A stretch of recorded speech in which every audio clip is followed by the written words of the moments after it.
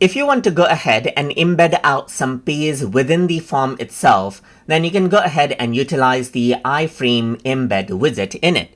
So to do that in Jotform, you can simply go around over here onto widgets, and then you can go ahead and scroll down, and around over here you can see that iframe embed is an option.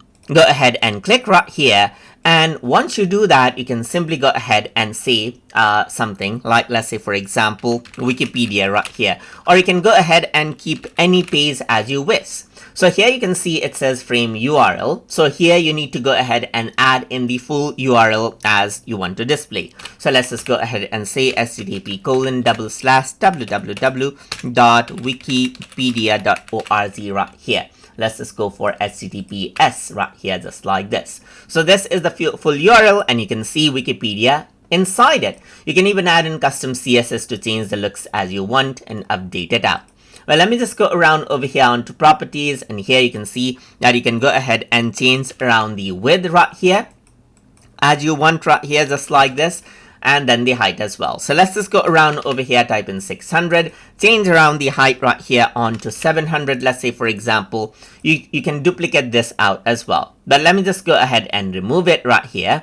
Go around and then go to properties right here, and in advanced you can change around the widget name to, let's say for example, Wikipedia right here. You can go ahead and change around the field label as you want as well, shrink it out if you want to, and then you can duplicate this out as you want as well. So this is what you have, as you can see right here. And then apart from that, you can go ahead and then hide the field if you want to, and then go ahead and add the field details as you want right here, just like this as well.